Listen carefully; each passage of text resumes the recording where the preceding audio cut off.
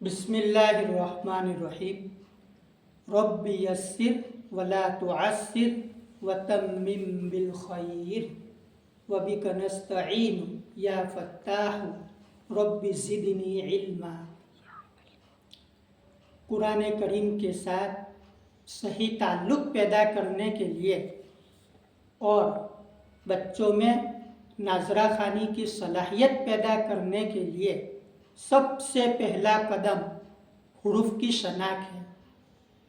और हुरूफ शनासी की दो किस्म है, मुफ़रदात हुरूफ और मुरक्कबात हुरूफ। मुफ़रदात हुरूफ छोटे छोटे बच्चों को यानी 4 साल की उम्र के बच्चों को कैसे पढ़ाएंगे? तो देखो, सबसे पहले बतौर तमहीद नुक्तों की पहचान और अलिफ की पहचान कराएंगे।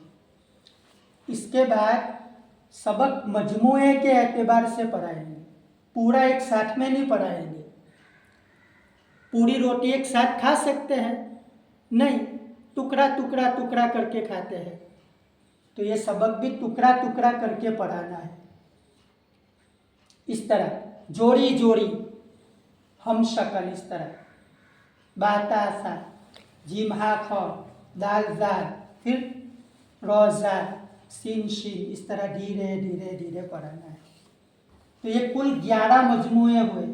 कितने मजमूए? 11 मजमूए हुए। एक मजमुआ यानी एक सबक 1 हफ्ते तक चलाना है, मश्क कराना है। थोड़ा सिखाएंगे लेकिन हफ्ता भर मश्क कराएंगे। फिर दूसरा हफ्ता, फिर तीसरा हफ्ता, चौथा हफ्ता, पांचवा, इस तरह 11 हफ्ते में इंशाअल्लाह ये पूरा बयान पूरा हो जाएगा। तो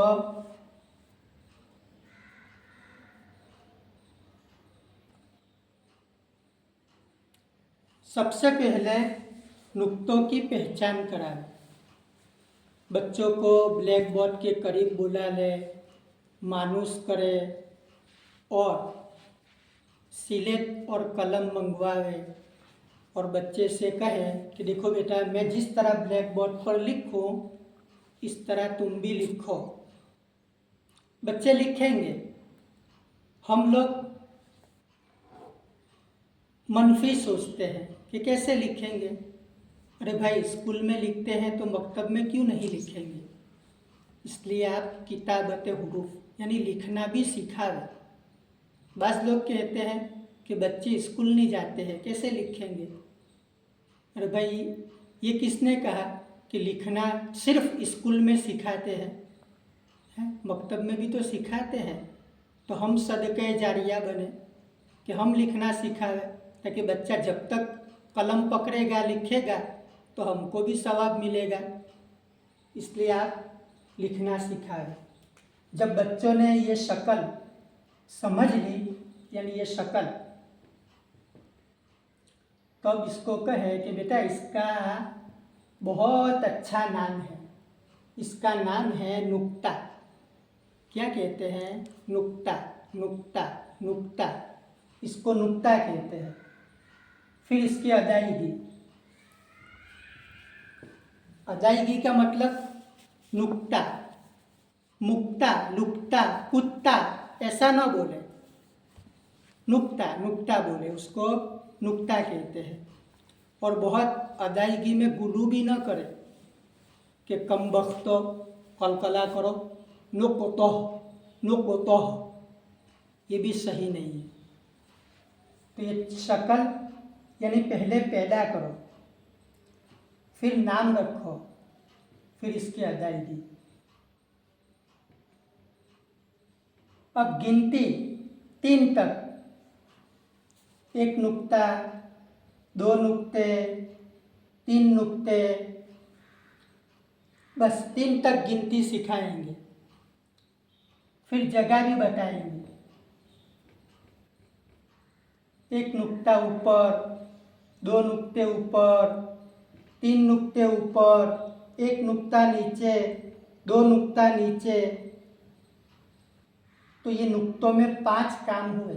शक्ल, नाम, अदायगी, गिनती और जगह, इस तरह करावे। इसके बाद अलिफ की पहचान करावे कि देखो बेटा ऐसी लकीर बनाओ,